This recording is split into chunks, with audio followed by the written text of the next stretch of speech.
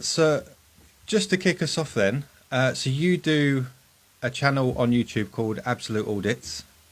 Yep. I believe at the moment you've got about 6,000 subscribers. Is that right? Yeah, that sounds about right. Not too sure of the exact number. But you've only been going about 3 months. Oh, yeah, about 3 months. Yeah. So what got you into it? How did you start doing this whole police auditing thing? Because it's been quite an up and coming topic where everybody's sort of jumping on it and trying to do their own version. What actually got you into doing it?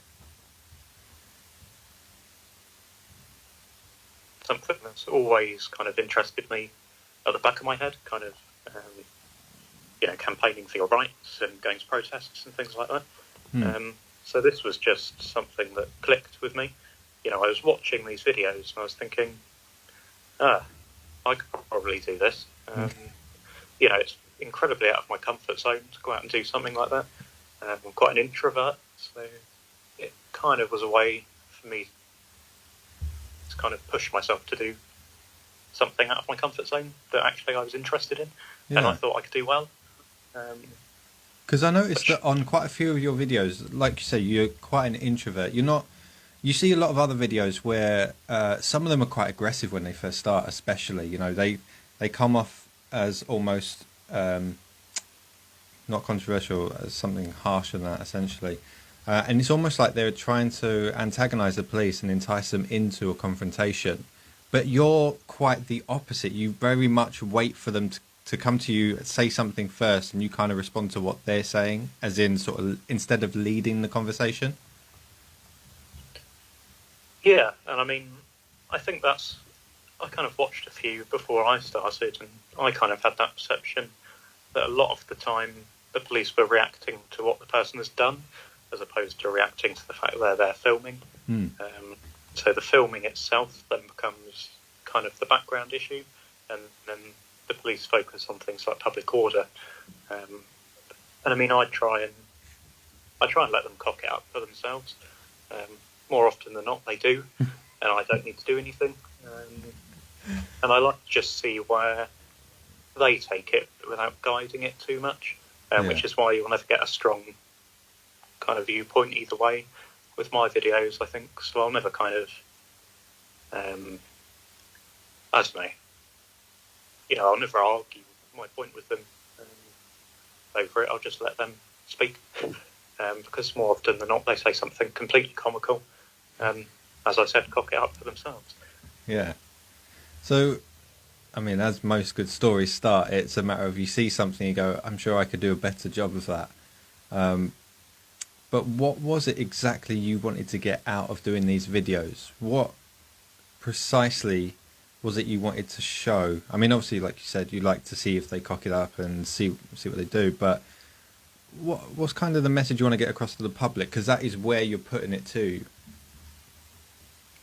Yeah, so I think, kind of thinking about this earlier, I kind of thought, why was I doing it? And I think it was kind of because I learned from those videos a lot of my rights.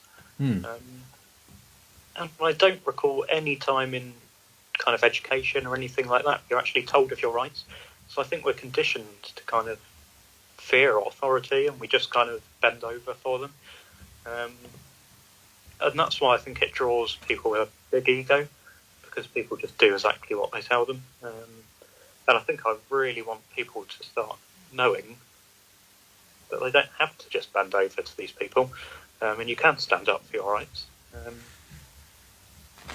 So did you have to? So you said you learned quite a lot from the videos themselves, first of all. Different scenarios. Why? Yeah. So you learned quite a lot from the videos, so, first of all, about your rights and whatnot. Have you had to do a lot of digging since, and a lot of delving into different laws and finding out what the difference is, for example, between laws, acts, statutes? Yeah. So, I mean, a lot of it is kind of, I mean, there are powers they can use to kind of stop and search you and all these things. And I think a lot of people don't know the difference between things like laws, acts, And if the police are just asking you out of curiosity, you know, I think a lot of people would just give over their details, for example, because the police say, "Oh, this is a law," but as a matter of fact, it isn't. It's, you know, you have, even when they stop you under the Terrorism Act, they have no power to find out who you are or anything like that. So I think it's just teaching people. You know, if a police officer says this to you, you can say this, or don't just take what they say. Basically, educate yourself. And whilst I was educating myself, that's where I came across these videos. So, you know, it worked for me. So hopefully, even if one person learned something from mine, I feel like I've kind of paid back what I paid them, so to speak. Yeah. So what is it with these details? Why exactly is it with so many of these interactions they want your details, and not just like your basic name? They want other details as well. What's behind it? Why do they want so many details all the time? I think it's all to do with kind of building intelligence, and I mean, everything that you do involving the police while you hand over your details, it's put on the computers, like the police systems, under your details.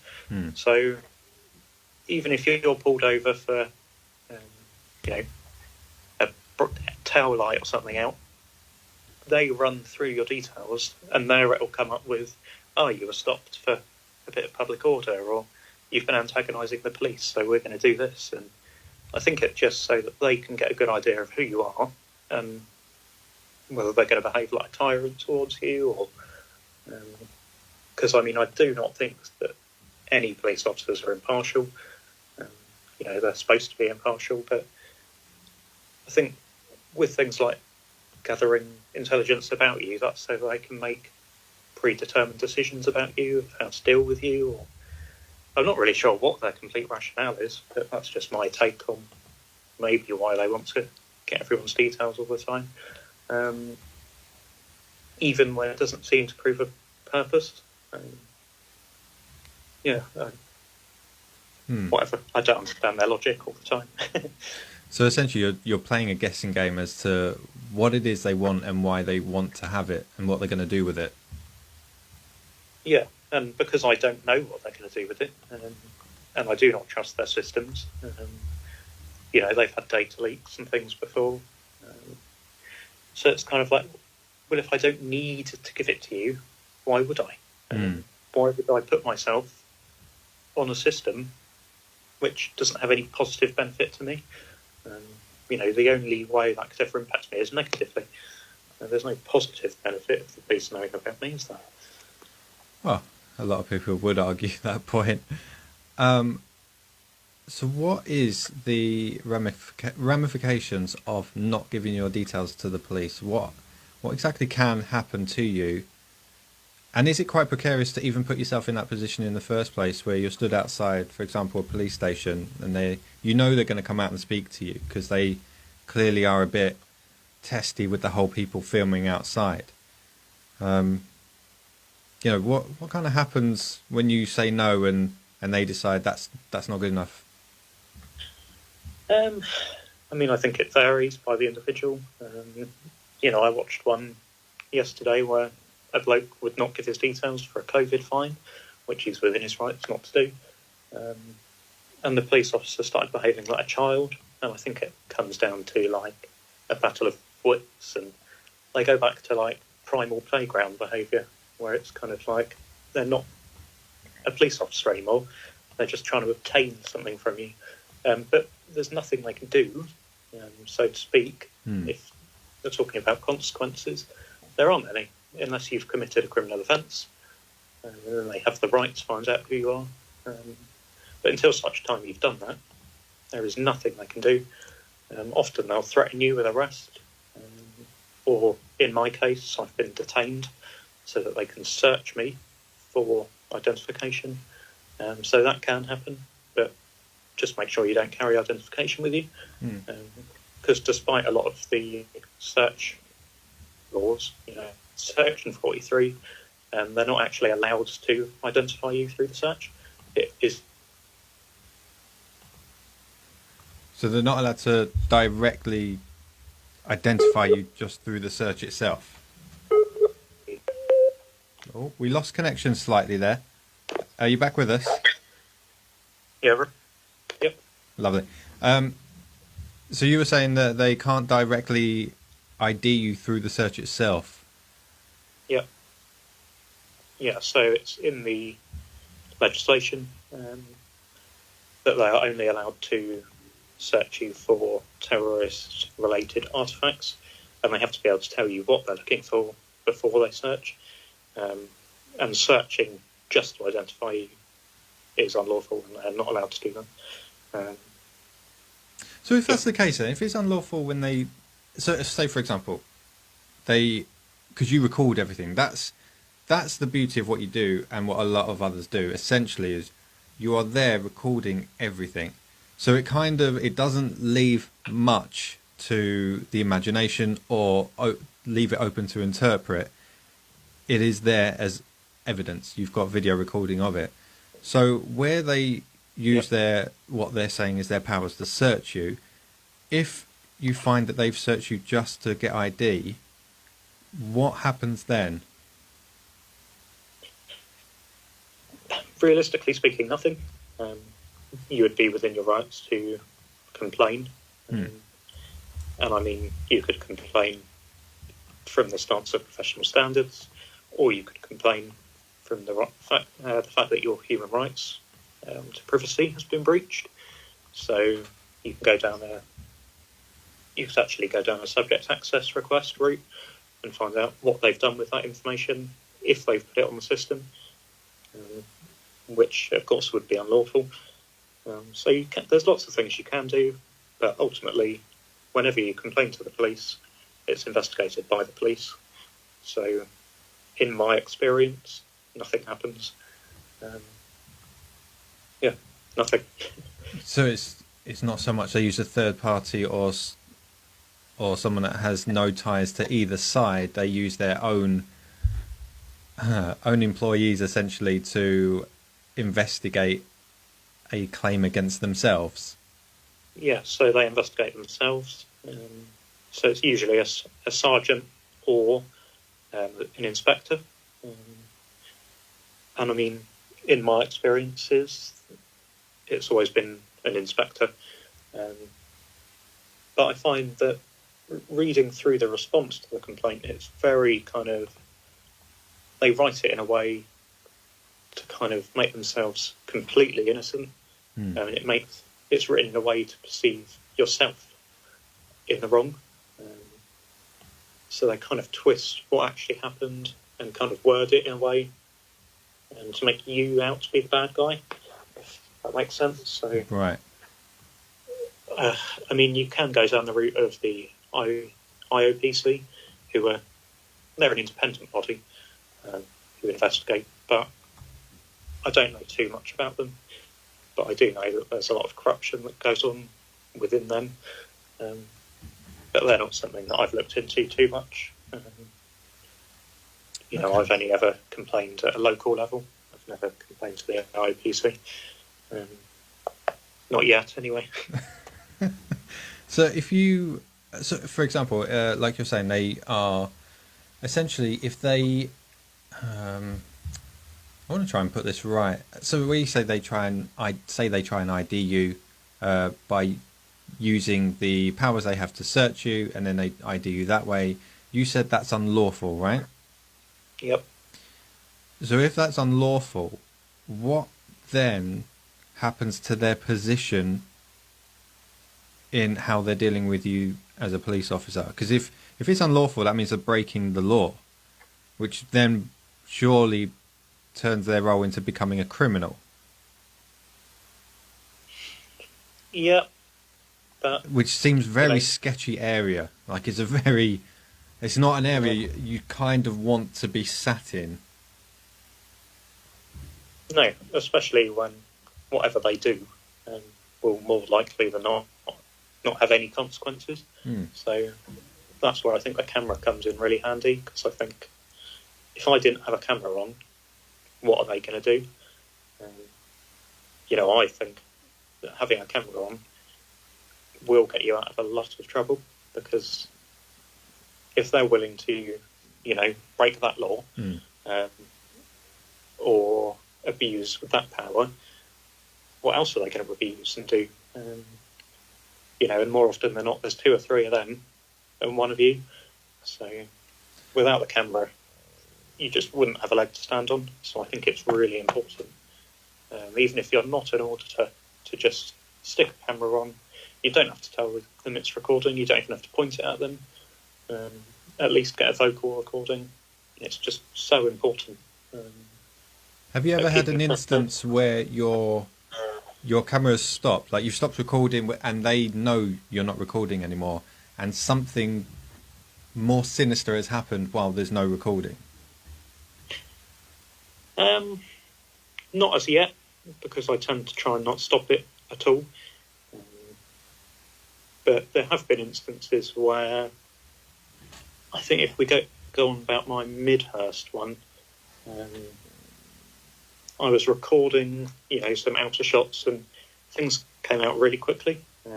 As in, a police officer appeared within seconds, and it was in seconds where I was doing something else on my phone, and totally his attitude changed once I'd started recording. So he came out and was quite boisterous and standoffish with me. What are you doing? You can't do this, etc. And I just said, hang on. And then once the recording was on, I said, now you can speak. And he started, trying to be a bit more friendly, and then denied that he ever came out boisterously. So I think that just proves that they're willing to just lie. They know that the camera wasn't on. They know I can't prove them wrong. And similarly, if we go back to, I don't know if you saw it was the Fareham revisit one, where there was a plainclothes officer smoking outside, and she was recording me on her phone. Was that around the side of the building by the was it the vents or something? Yeah, that's the one.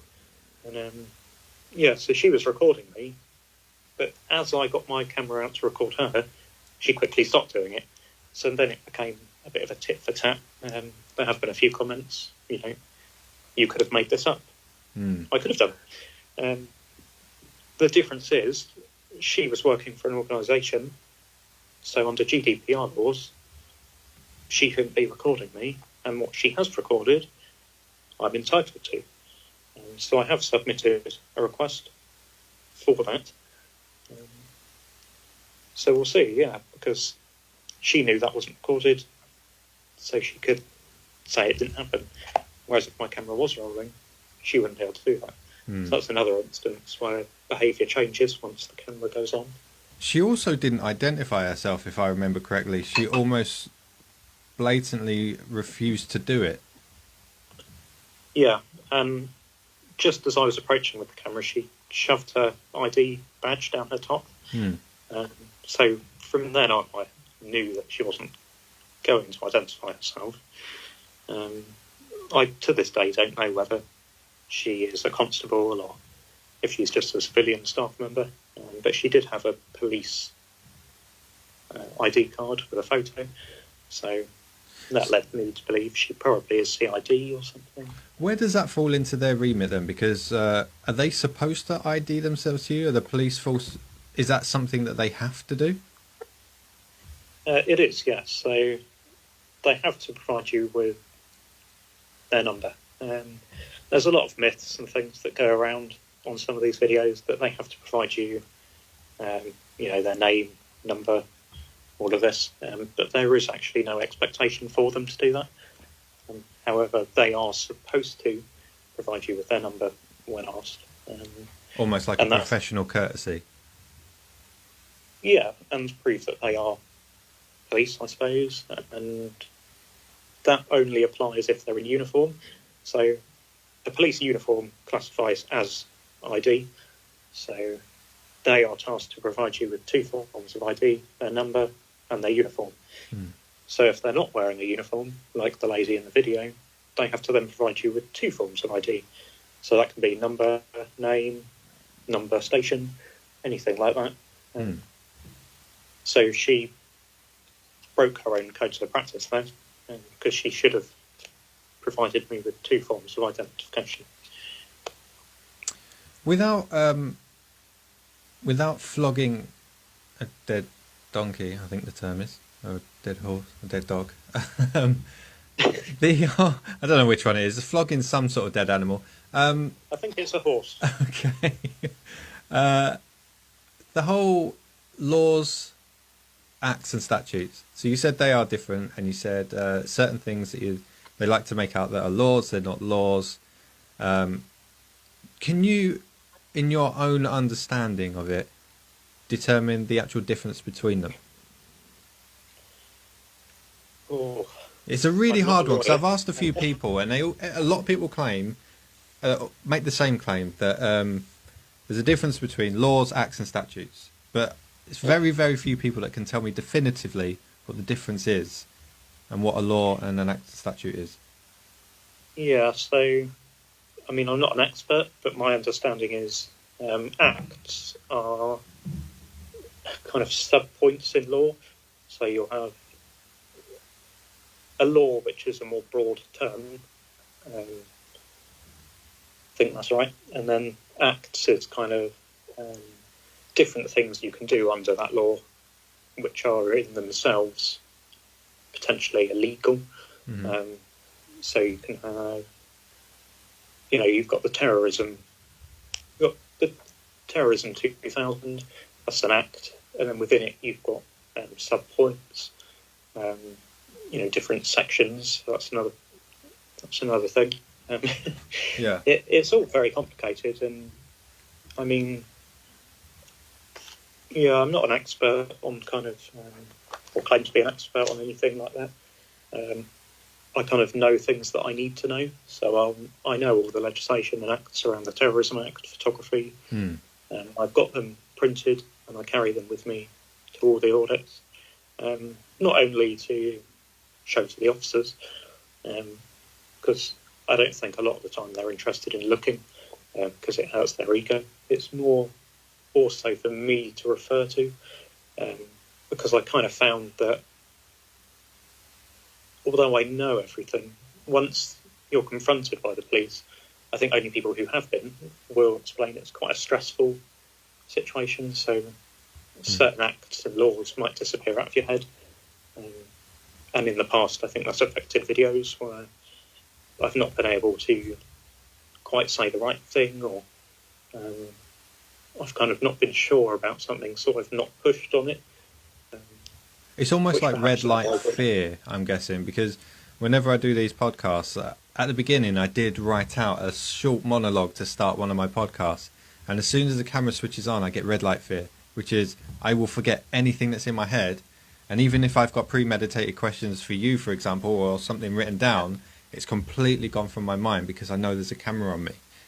And it's very stressful, so I can imagine speaking to police, especially when you know what's at stake if there's a mistake made. It would be very easy, no matter how many times you've recited these acts and laws, it'd be very easy to forget what you need to say to them. Yeah, and that happens all the time. But also on the opposite, I've gone to audits with the intention of doing a silent audit. So I say nothing, as is my right. But also, on the opposite of not being able to say anything, my mouth then starts running. They'll say something which is a bit stupid, and I can't stop myself from correcting them, or I'll think of some sarky comment, and then I'll make it. It's kind of like whatever my brain thinks, it comes out. I don't really have a filter. Your brain's just going, tell him. Yeah, and I just can't. I think I'd probably manage about a minute. It's the same with...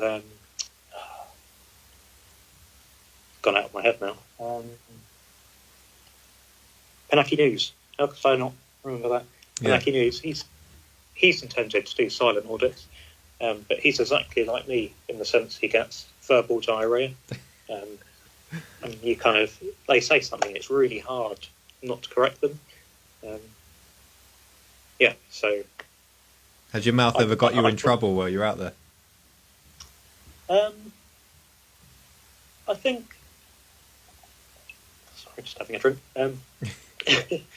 So I think it's not got me in trouble, so to speak, so much as I think I've had quite a lot of comments saying, stop talking, don't talk to the police.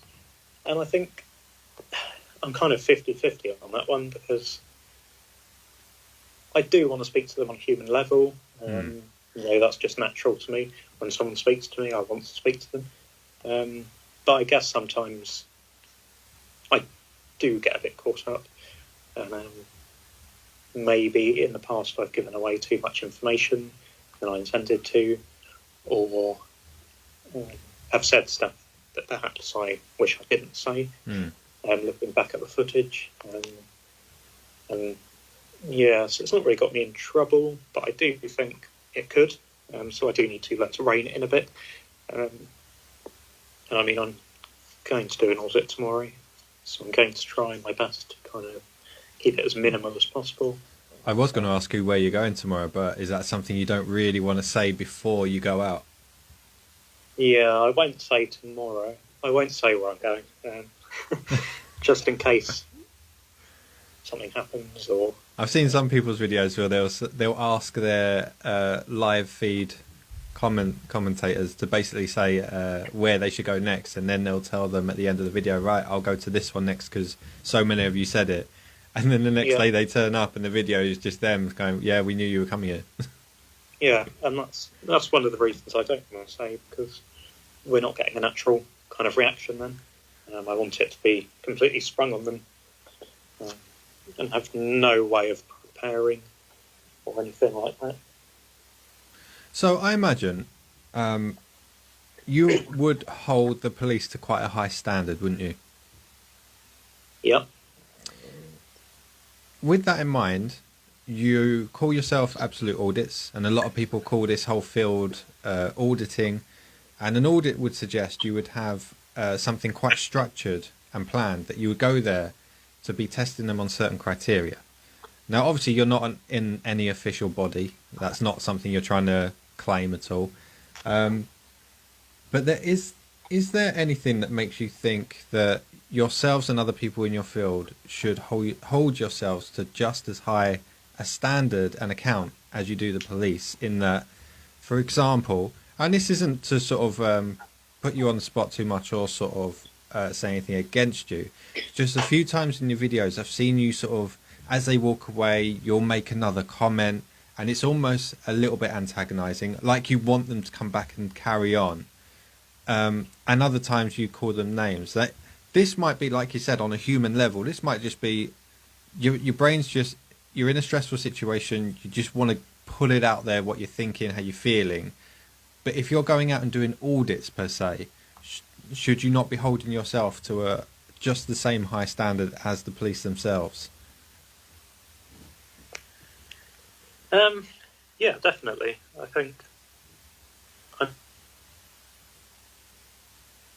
I had videos and kind of regretted maybe some of the things that I've said, especially when I've made a complaint about the officers in question, and then the response from the inspector is kind of, well, you said this. And I think that does kind of tarnish your integrity a little bit. And that's something that I kind of, right at the start, I've written down here that I called them pigs. And they kind of came back, the inspector. And I do agree with him that that's maybe a bit harsh, but I mean, also it wasn't to their face. So I do agree with you that, I think comments like that, maybe you should leave in your head. And I'm trying to control what comes out of my mouth a bit more than usual. Because, I do think that it should be of a certain quality. And certainly a lot of the viewers do comment with kind of their perception of what I've said or done and what I should have done differently. And I don't want it to ever come across that I'm antagonising or trying to draw them in, because that's the opposite of what I want. So, I do watch them back, and I kind of find things that I did well, or didn't do, because more often than not, I can't remember the confrontation itself. It's all kind of, like you said, red light fear, you're kind of in a haze, and you say things maybe that you didn't think about. So I do watch it. And part of the reason I ask that is mainly because you're quite good reflecting on yourself. Yeah, exactly. And part of the reason I ask that is because I know for myself of it, because you're interacting with police that should be in the know with certain all the laws essentially, even as they're learning, and we should be able to learn from each other. But I know myself, as much as I enjoy them and would love to be able to do that kind of thing, I know I probably wouldn't be able to do it because I've had bad experiences with the police in the past, and I've never been arrested, but I've met police who have been almost found a bit of joy in pushing your buttons and trying to get something out of your reaction, and that's my personal experience. So therefore, that's led me to have a certain perception of them, and it'd be very difficult for me to go out there and be objective. So when I watch you guys go out there and you do it, I've had these discussions with my other half. I've had it with a couple other people, and you try and watch the video from a more objective perspective. You don't sort of go into the video watching it from one side or the other.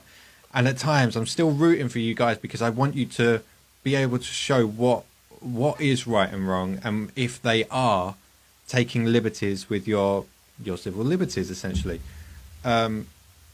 But now and then I watch it and I'm like, oh, I wish you didn't say that. Or I wish you didn't do that. Because it, like you said, it can almost tarnish your integrity a little bit, but also it lets the video down, because from that point, it's almost like a downward spiral sometimes. It just goes from bad to worse, because now they're not going to listen to you. They're going to just push your buttons. They know they'll get you. And it becomes like a bad experience, whereas you're rooting for it to be a positive experience where everybody then at the end of it knows where they stand by the law. Yeah, and I think it's just as much teaching them a lesson than the viewers. I think at the same time, although they don't like to admit it, that they are being educated by the video. And I think, imagine someone's trying to teach you something and then they sling an insult at you. You're not going to take it seriously, or people doing that in the future, you're going to have a bad experience of. So, if the police came across another auditor, they might treat them badly based on their bad experience with their last one. Whereas I think if you are professional in the way you conduct yourself and you don't insult them or anything like that, I think they go away feeling a bit more positive and will actually reflect on what you've told them or taught them. And I think it just allows more education,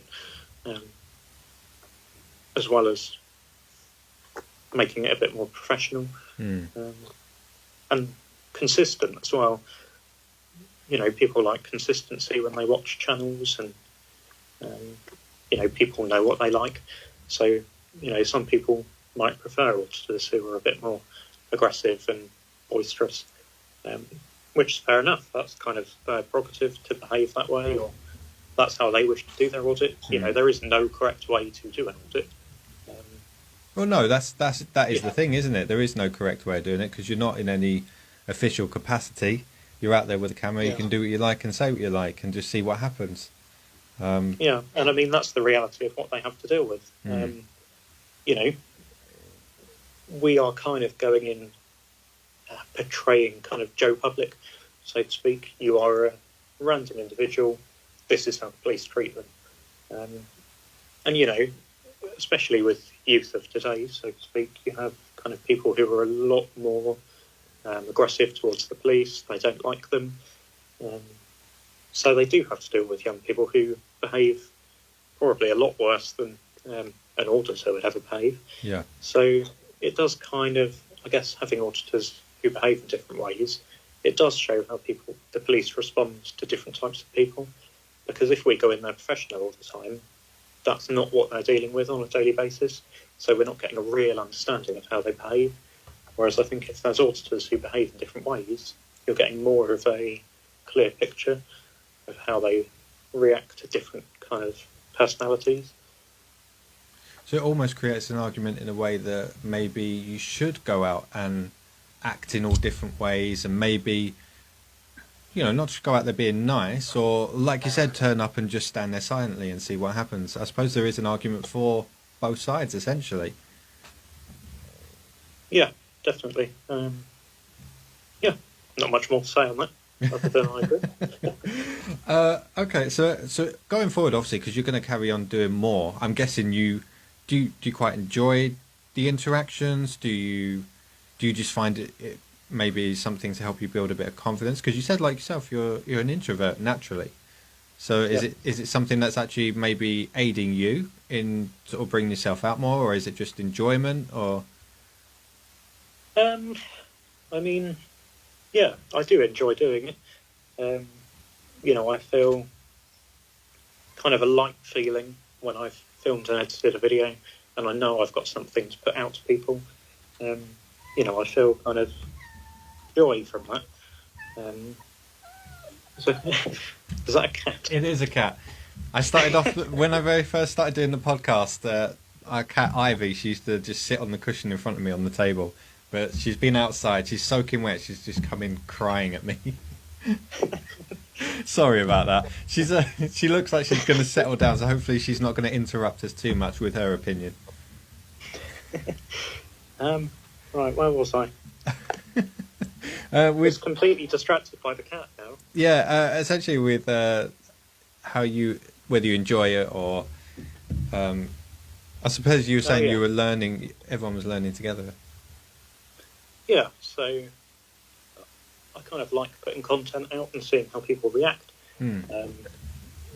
It's kind of, I am an introvert, but I still enjoy communicating with people.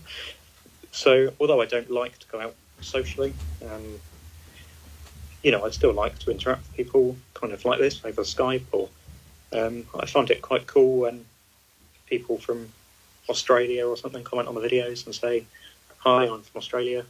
I watch the videos," and then I can get into a discussion with them.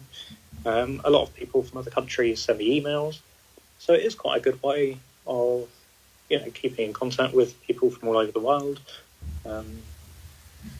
It's quite fun, I think, talking to people, and it kind of has given me an opportunity to meet lots of new people. I've met up with a couple of other auditors and people from doing this, intentionally or not. I did come across one while I was out and about. Doing their own one? They weren't doing it for YouTube, but they were kind of experimenting with it, and they weren't able to name my channel or anything. They just kind of said they watch a lot of auditing, and is that what I was doing? And I said yes, and they said they think they follow me on YouTube, which I thought was quite a cool thing. Do you think this is going to be the new norm? Like where they keep talking to us on the news about the new normal, is this going to be the new normal for the police, having to deal with this almost on a daily basis? Yeah, I hope so. I mean, if they're not doing anything wrong, then I don't see why they would see it as a problem. If you look at America, you've got people who listen into the police radios, and they go there with full television cameras. And there's actually a Netflix show about it. I can't remember what it's called, but they attend all of these police calls and things, and they just film the police. Wow. And they stick it up online, or they sell the footage, and it's their actual career. Some of them make, like 6 figures a year doing this. Jesus. All right, so any budding entrepreneurs out there, there's a field to go into. Yeah, well, that's a bit more difficult in this country because we can't listen into the radios, so you don't know where they're going to be. Is it different here? Because I do know that in America, I didn't know if it was different here to America with that rule, but I know, possibly by what you're saying anyway, in America you're allowed to listen into the scanners, but you're not allowed to speak on the scanners. That's a criminal offence, isn't it? Yeah. So you're not allowed to interfere in a communication, I think is the way they word it. But you can listen. So they've got cars with built-in computers and things, and they literally go to the scene of the accident. And there's so many of these guys. I think it just covers LA. I think the Netflix show, and there's maybe like 10 or 12 of these guys also listening in. So they're all kind of racing to the scene, or choosing whether to go to this scene or that scene, or what's going to get the best viewers, what's going to get the best income. So they go to that scene, and, you know, if the police do something wrong or anything like that, they've got the footage, and they could potentially make some money from that. But the way that they mainly get their money is they sell the clips to, like, news sites and things like that. So it's kind of different to what we're doing. They're mainly trying to capture stuff for the news. But I think something like that in the UK would be good, if we could listen in. I understand the risks of listening in for the police, but I think it would make them a lot more accountable. You know, you watch American auditors, and more often than not, they'll turn up to a scene, and the police won't even look at them. And there's people who do fire, so there's whole YouTube channels dedicated to, like, following the fire trucks and going to the emergencies, and they film it all.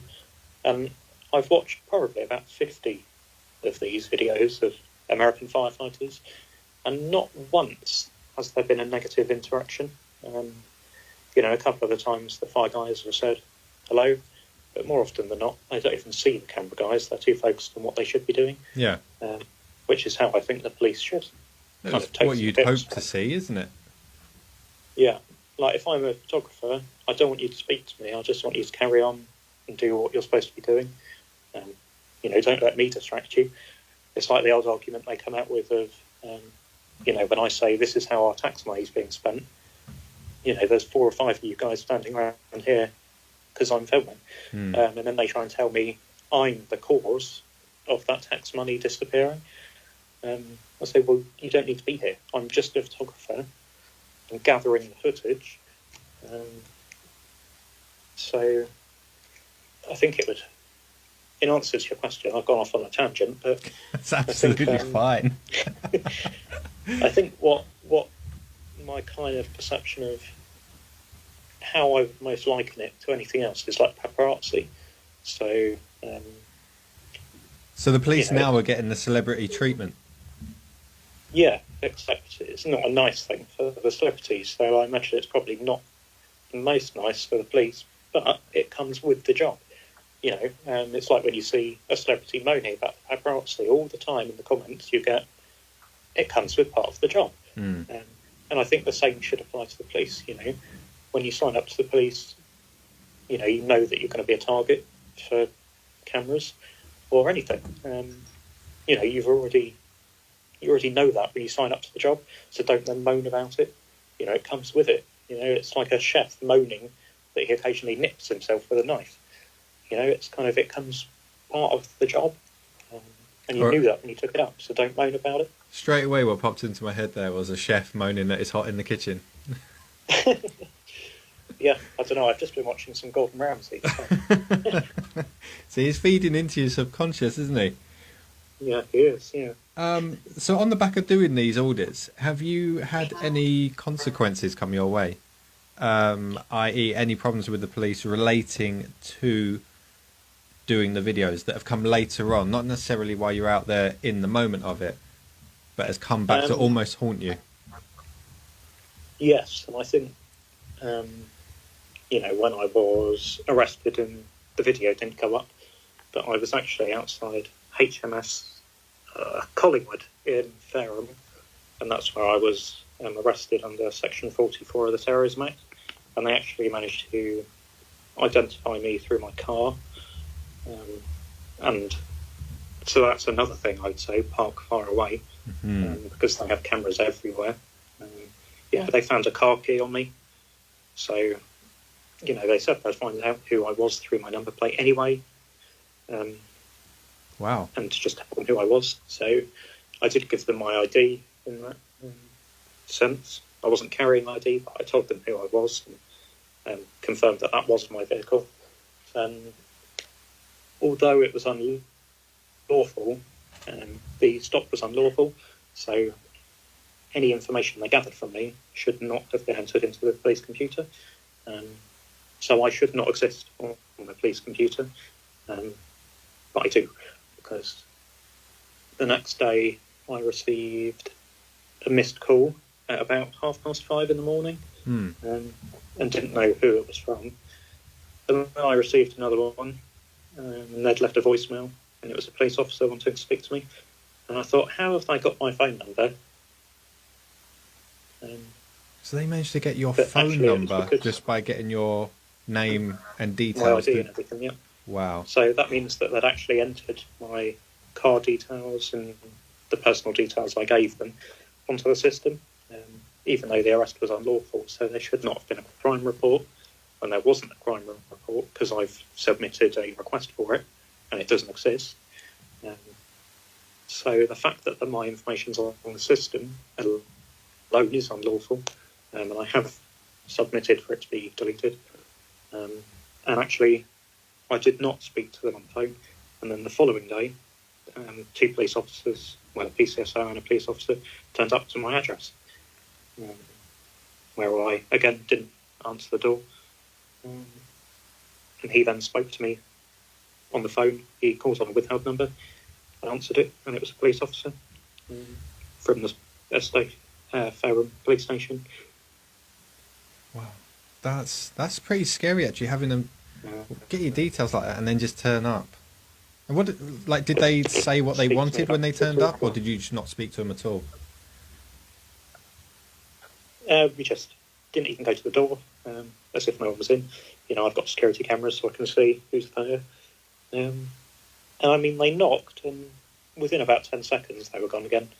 But I'm not sure what their intentions were, because they were gloving up at the door and had evidence bags. So I wasn't sure if they were going to try and confiscate my equipment. Oh my God. But actually, I spoke to him on the phone about 2 days later, and I can't really remember what he said he was coming around for. It was something to do checking on my welfare, some bogus load of rubbish. And I just kind of told them to sod off and leave me alone. But yeah, they now know who I am. They've linked me to the YouTube channel. So that, again, just shows that they don't follow procedure, because they have unlawfully identified me and found my phone number and all sorts. So it just goes to show it's not people being paranoid, saying don't trust them, don't give them your details, because the second you give them an inch, they take a mile or 10 miles. Or, it's ridiculous. But other than that, I've not had anything. My last video I did, I kind of pulled out of a road, and a police car pulled in front of me, and then 2 cars up, there was a police car, and I was thinking, are they going to try and pull me over? Or, but no, they both put on their blue lights and turned around and went the other way. So whether they were going to and they got called to another job, or whether that's just me being paranoid and it was a coincidence that the cars were both there, you never really know. So does it ever put you off doing it? It did. I mean, after I was arrested, I think that was about 2 or 3 weeks where I just felt, I don't really know. I kind of felt guilt for something I hadn't done. I felt very angry that this was done and that they were allowed to get away with abusing things. And it's kind of, it takes a toll mentally when your privacy is being violated. So it's kind of like, for anyone who's ever been burgled before, you kind of feel violated, like someone's been in your space, violated. So that's kind of how I felt. And I mean, suffering from mental health problems as it is, that kind of, it really put a downer on me for a few weeks. But I did get quite a lot of supportive emails and things off of people. And after speaking to a solicitor about it, I kind of felt a bit better and a bit more positive that actually there are, I think it's 5 or 6 years for me to make legal action against them after the unlawful stop. So it kind of made me, because I think initially I was a bit panicked that I need to do it now. There were loads of comments saying, do this, take them to court, do this. So in my head I was thinking, this is quite a lot of pressure for just me. I'm not a solicitor. I had to... Oh, sorry. I think the connection went a bit funny there. Kind of... Are you still there? Okay, so I put up a video. Oh, Yep. perfect. No, sorry, that's fine. Yeah, it suddenly just slowed your voice down a little bit. It was all right. All right, no worries. So, I put up a video about what happened. Penaki News sent me an email. Call him Penaki News. That sounds weird to talk about a person by the username, but he got in contact because he's been through similar. He's not put up the full video, just like I haven't put up the full video because solicitors tell you not to, because it can affect your case. If you upload your footage that you've got against the police, it gives them a chance to view it and come up with a defence and pick holes in it. Whereas if I keep it offline, my solicitor's got a copy of it. When it comes to the court case, if it goes to court, they usually settle out of court, but then they're presented with this evidence, that they haven't seen, so it completely shocks them. So that is the reason that I have not put the footage up online. Aside from the fact they've also deleted some of the footage and stopped the recording. So that's why I wanted to get their body cam footage to prove that. But they are sticking with their story that the incident never happened, so therefore they can't release body cam footage for something that didn't happen. And releasing any information to me anyway would be a privacy concern because of my YouTube channel. So they're kind of two-way making sure I don't get any footage. Yeah. So, I mean, with a lot of support from people, I kind of felt it my duty to come out and do it again. Because what's the point in standing up for fighting up against authority if the second I'm arrested for it, I kind of back down, and I kind of thought that's what they want. So, the stubbornness in me kind of thought, no, this is what they want. That's not what they're having. I'm going to go out there and I'm going to do it bigger. I'm going to be a lot more kind of strict on myself with actually pushing. Because I think comments have noticed in the past that I'm kind of a bit of a soft touch and, I'm a bit too polite and nice. So there's nothing wrong with that. So I kind of think that what they did to me that day, it really kind of, I wouldn't say a hatred, but it kind of made me angry at the police in general. And that is a sad thing when you think about it, because a lot of people feel that they should be, two, that they are. The police are there in place to protect you and look after the public. But when you come across experiences like this, and these aren't things that you're just saying, these are things that you can visibly see on YouTube. And these aren't, you can look at them and actually watch the footage, and a lot of them are not edited down. It's there in its raw glory. And it's just disheartening to see that these people who are essentially, everybody wants to hold them up as like the pillars of society. Look, the police do a fantastic job, and I'm sure a lot of them do. But then you've got some of these that behave in these certain ways. They abuse the powers they're given. They're put in a position of authority, which is meant to aid them in protecting you and everyone else around you. But then they go and abuse it, and it shatters it. It makes everybody just look at them in such a negative way. And then when you see police coming into the area, even if they're driving through or they're walking past, nobody wants to speak to them anymore. No one wants to look at them or give them any sort of praise. And it's such a terrible thing, because they could be, like I said, a pillar of society. They could really be that. And they could really take pride in their job. But some of them just choose to go down this horrible negative path that just ruins it for all of them. Yeah. I don't disagree with any of that. I think it's very much kind of, I try and treat everyone kind of the same. So if I see a police officer now, I will give them a chance. I'm not going to be boisterous immediately, and I still do have a nice approach to them, I think. Well, you try to anyway. the best you can. What am I trying to And it's say? hard. It is hard to keep that spirit up as well. I can understand it'd be hard with the experiences that you have, but I guess at the same time, you've got to try and take that on the chin, not take it personally, and just understand it's probably just part and part of the parcel of the role that you're playing. Yeah, and that's it. I mean, I don't take it personally. I think you say role there, and I think it is a role. We're all kind of given our little roles to kind of play. Danny Shine on YouTube is someone that I watch a lot, and he kind of explores this a lot and says to the police, we're acting. You are a costume. You're court playing jester. your role. Yeah, I'm playing my role. And then we go home, we take off our costumes, and we're just normal again. And I think it is a role. They kind of act how they perceive the role should be, which is why I think they all kind of say the same thing. I put up a couple of bingo cards the other day that people could, tick off in my videos when the police say this and say that.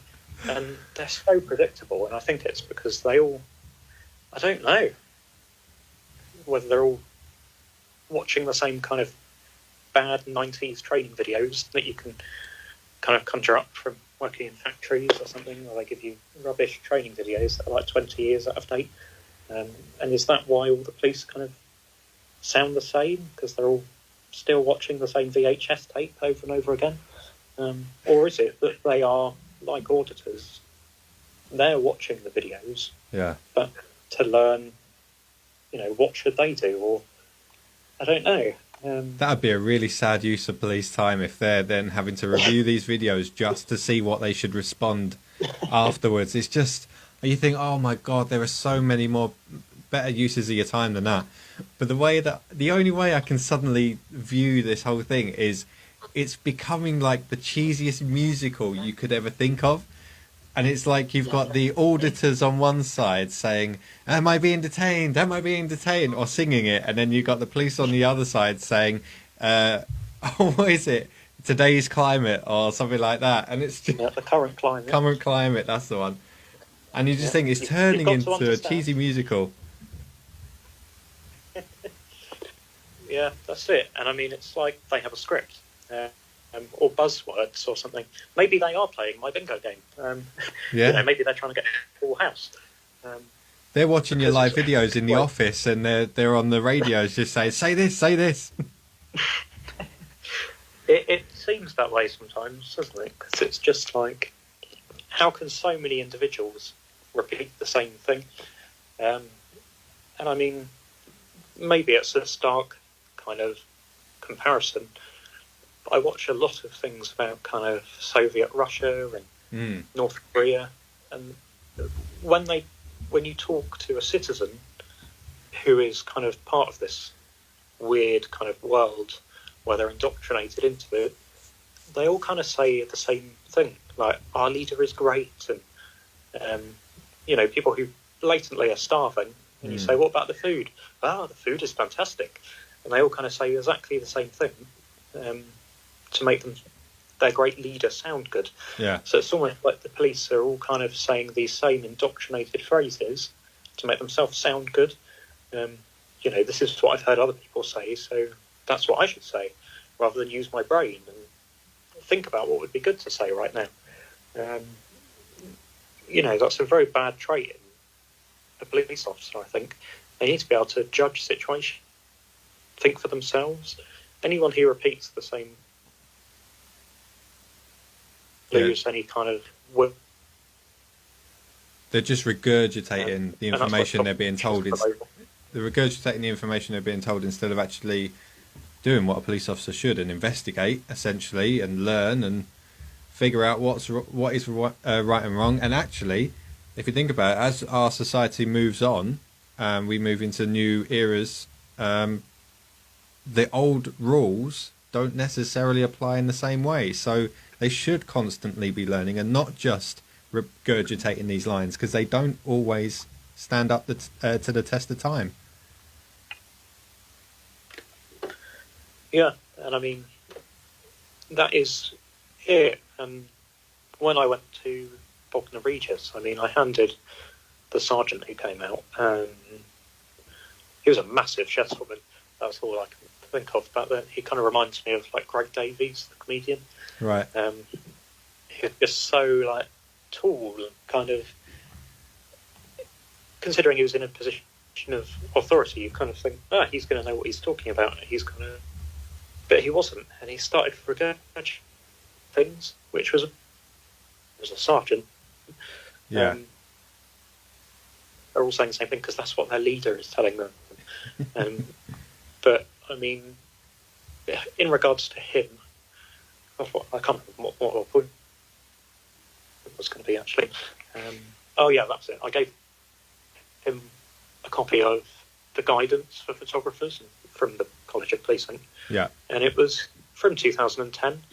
It's still an active document. It's still what they go off. But he was kind of belittling the document and saying, "Oh, it's 10 years old." So, well, 10 years isn't that long when you think, the murder law or something, which was last updated like 37 years ago or something. And there's all these sort of absurd laws which are from like the 1500s and things. And it's like, what? And he's concerned that it's 10 years old. Someone left a comment earlier, which I thought was quite a clever one, which was 10 years old. Someone better not tell him about the Magna Carta. I thought, well, yeah, his brain would explode. Many of the human rights acts and things, they're yonks old. Let alone 10 Fair point. 10 years is nothing. It's a fair point. I mean, you can't just completely throw the rules out the window. You have to just sort of adjust them adjust them to today's societies in some cases. But your basic human rights essentially shouldn't be changed. Yeah. Having said that, speaking of today's societies and changing human rights, considering we're going through a COVID pandemic, has this whole COVID thing affected you doing your audits? I mean, yes and no. I've kind of held off for a couple of days, just kind of gauging what the reaction is to people filming during the lockdown, so to speak. You didn't want to go out first and be the guinea pig? No. And luckily it was raining the last 2 days, so I've had an excuse not to go out. But I've been watching, most regularly I've been watching Charles Veach, who's kind of the first ever person that I saw doing this, back with Danny Shine doing something called The Love Police. And I kind of still watch him now. He goes out every day and, lockdown, no lockdown. He is relentless. He goes to all the different cities and everything. He's not really... Yeah. Well, yeah, he went to Liverpool last week because the army were there. And I think that's really good, that he doesn't let anything stop him. And I think it just goes to show that a lot of police don't care about things like COVID legislation. It's kind of petty. But then the petty ones will care about it. And it's just whether I come across anyone who's petty enough. I think the police all know Charlie now. So maybe the rapport means that's why they're not giving him a fine. I don't know. Yeah, that's one to think of as well, because certain people obviously don't get harassed. He's out every day, and I don't see him being harassed by the police. They just sort of go, "Oh, it's Charlie. Yeah, we know him." Yeah, and he did attempt to do an audit, and they knew who he was. So they just went, "Go away, Charlie." Yeah, and all the time, he just bumps into random police, and they go, "Right, Charlie." And I think, is that why he's not being bothered? Because I've not seen any videos of his, at least in the last kind of couple of years, where it's negative. Well, I'll tell you the backlash he has had. I don't know if you saw one of his recent ones. He got punched in the face. Yes, yeah, I did see. I guess that comes with a lot of what he does. I thought about it for a while, actually. I did think he's he's playing a bit of a risky game because although the police sometimes, I I guess, think, have to be restrained to a certain degree, he walks around calling some of the homeless people crackheads, and he says it quite openly and loudly.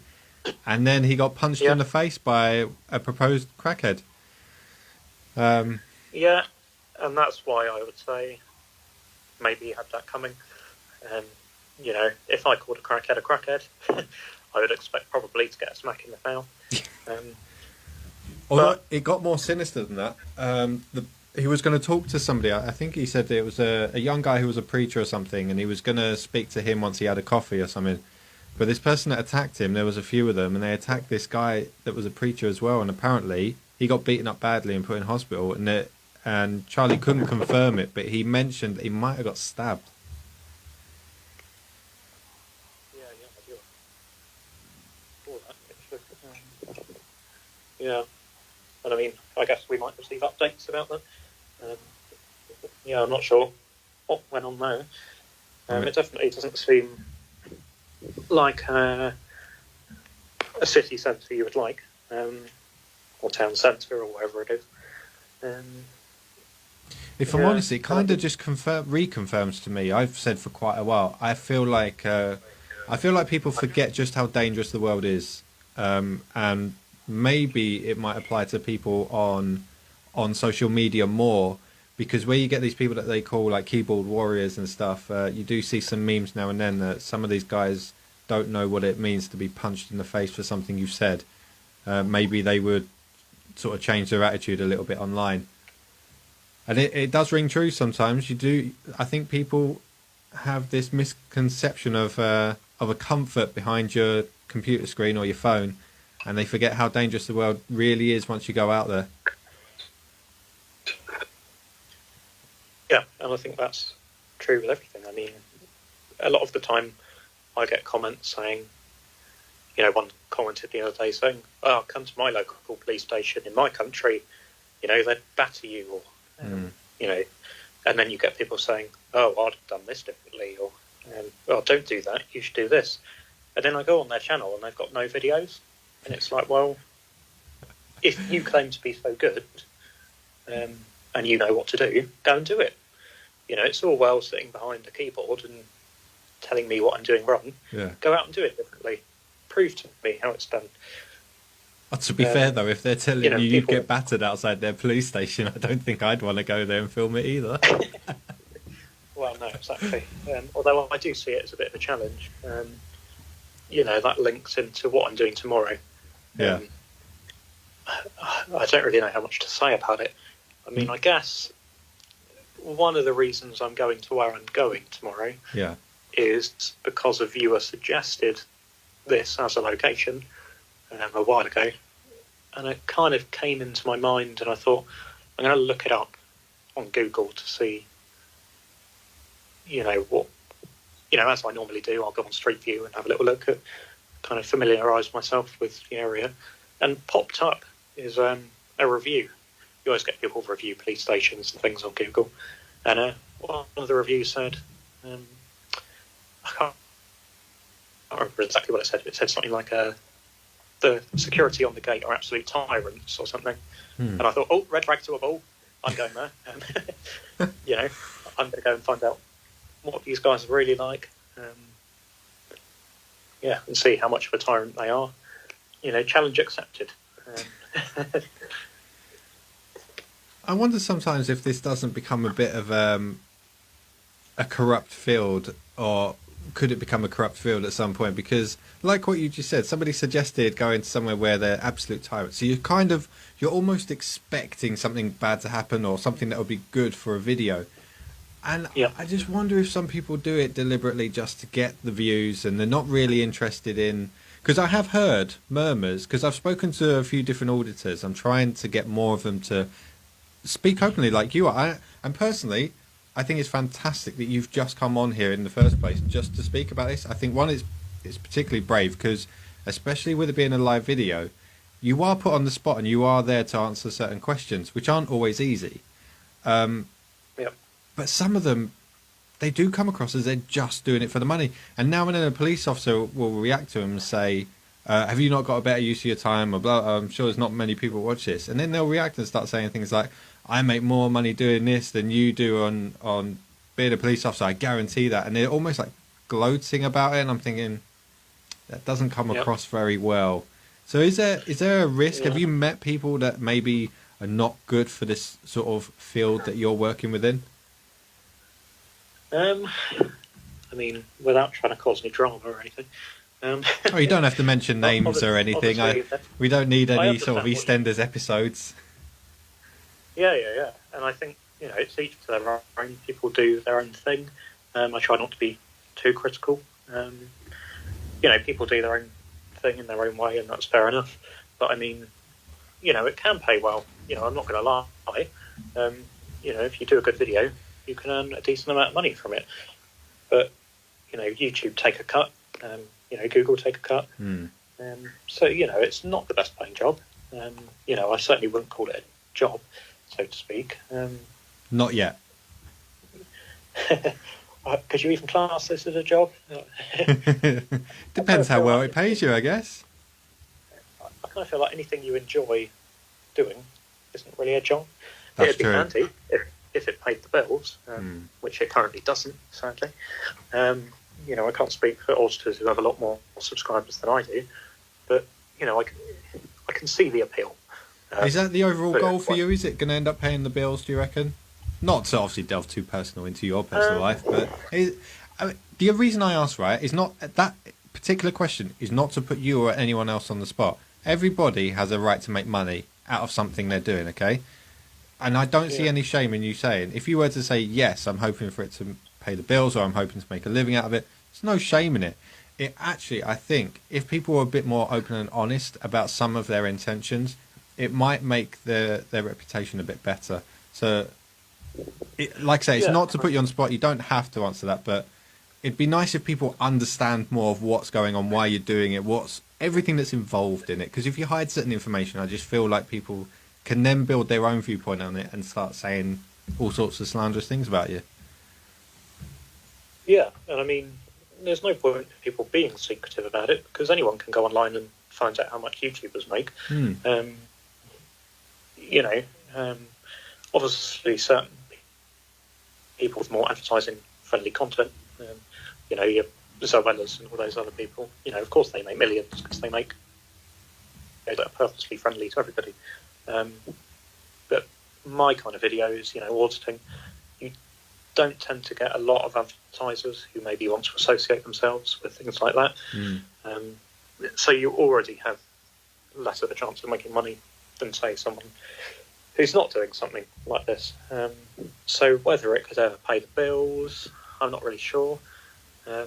Without naming names, there's a couple of auditors who are like kind of 10 times the amount of subscribers I've got nearly, who I'm quite sure would be able to pay their bills and have disposable income afterwards. But I mean, I think anyone would be lying if they said they don't hope what they're doing takes off and they can pay their bills from it.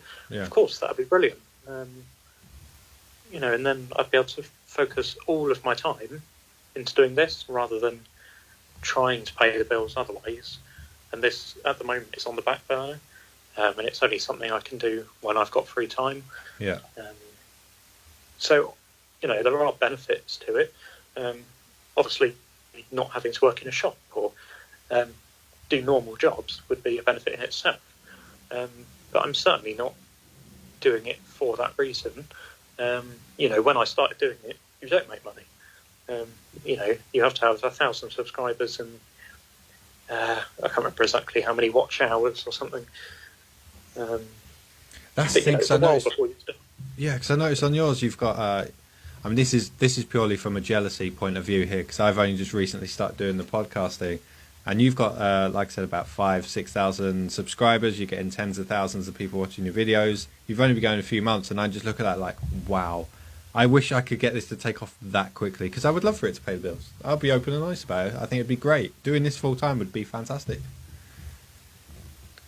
Yeah, and I mean, it depends how you look at people who... I think anyone who would say that's a negative thing is jealous or probably, I mean, I've been like it before, where I've looked at, these YouTube influencers or Instagram influencers, and I've kind of had a bit of spite, thinking, how's it fair that they get to make tons of money doing something so fun and easy? So it's kind of like, I get why people might call out an auditor who does it as a job.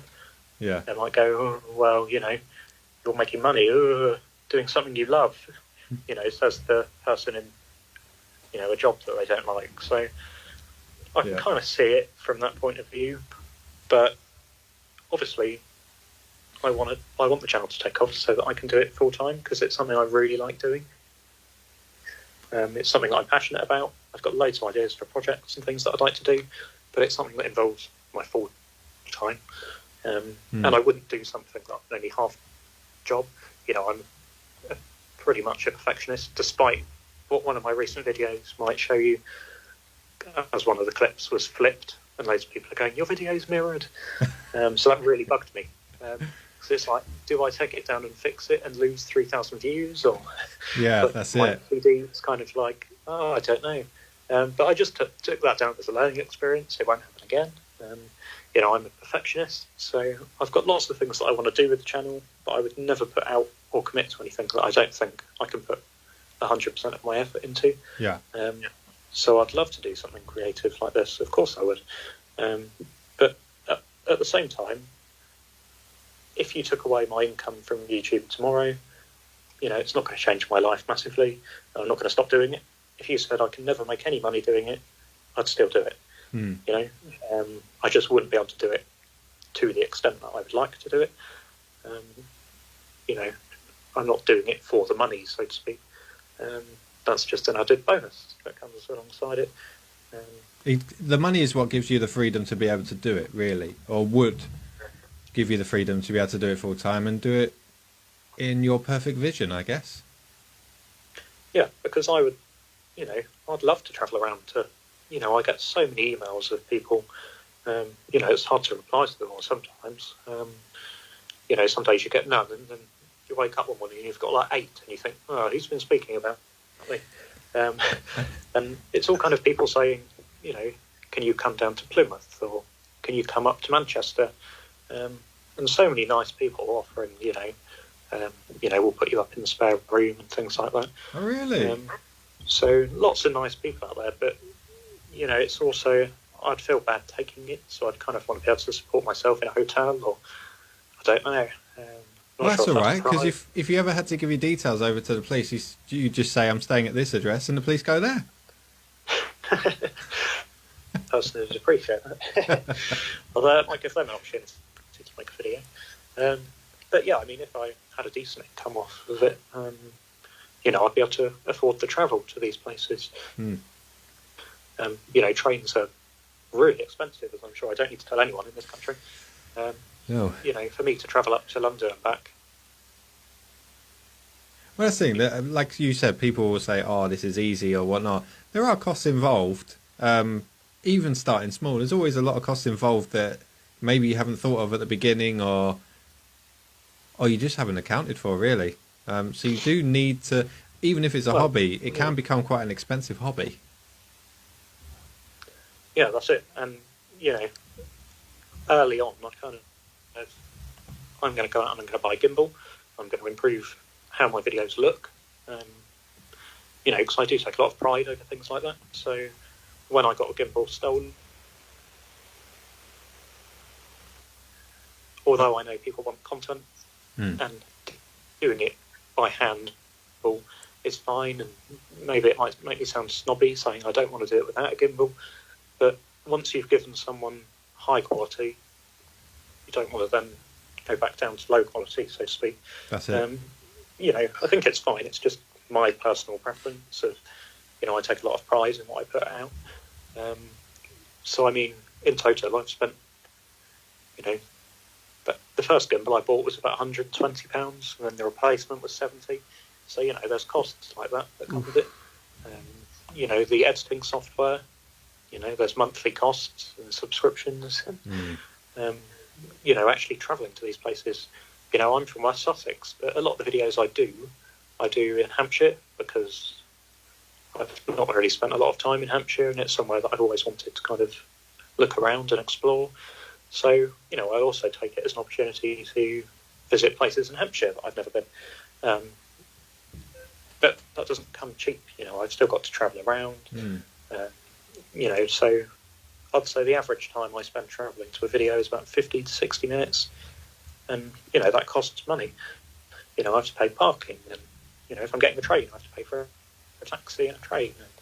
And, so for all those people who comment saying, you know, you're earning money from there, not really giving much beyond equaling out what I'm spending. Yeah. And, you know, from a YouTube creator point of view, for the first, I mean, for me it was a month before I was eligible, but I know for a lot of smaller YouTubers it can take, you know, months if not years to hit that milestone. So although I'm incredibly grateful that I hit it very quickly, and I appreciate it every day, you know, it still takes about a month to get approved. You know, you've got to verify your address, identity, all of this. So that takes about a month. And then you've got a month, they pay you a month back. There's always someone that wants your details, isn't there? There is, yeah. And they want all your bank details. So, I mean, even as I speak today, I've not received a penny from YouTube, and it's been 3 months. You know, we're in the final. Sorry, you're in the final what? You know, they deposit like 24p. The final stages of kind of sorting out the partnership and getting paid. Yeah. So I've not received any money off of YouTube at all so far. Oh wow. Oh yeah. So essentially, you're not making any money off it directly, and you just got to find out how to do it. But if so, for other people who are looking to start doing this sort of thing, or looking to start even a YouTube channel in general, is there any bit of advice you'd give somebody that maybe you wish you had at the beginning?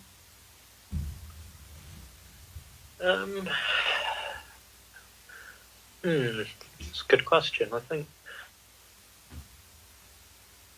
emails, kind of people asking for advice.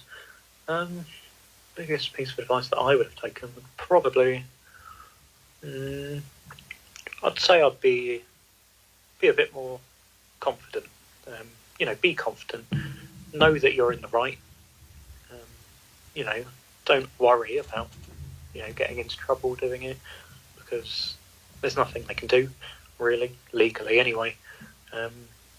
You know, go out there with the confidence that you know what you're talking about. Spend a lot of time researching the laws. You know, there's a lot of information out there for auditors. I've posted a lot of information before. Pinaki News has posted. You know, or you can email people like me, and we'll send you all the information. You know, I had a lot of help from auditors before I started doing it. Auditing Britain, namely, before I even had editing software. I sent him my Dropbox with all my files, and he was going to edit my videos for me, completely free and everything. So he's a top guy, and you know, if I can help people,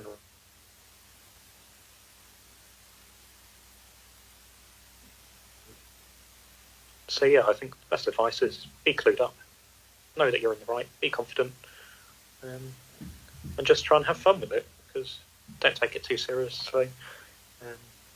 Otherwise, I don't think it makes for a fun video. I think you've got to be having fun for it to come across. You know, no one's going to watch a video where you're miserable. Yeah, just sat there looking like, I don't want to be here.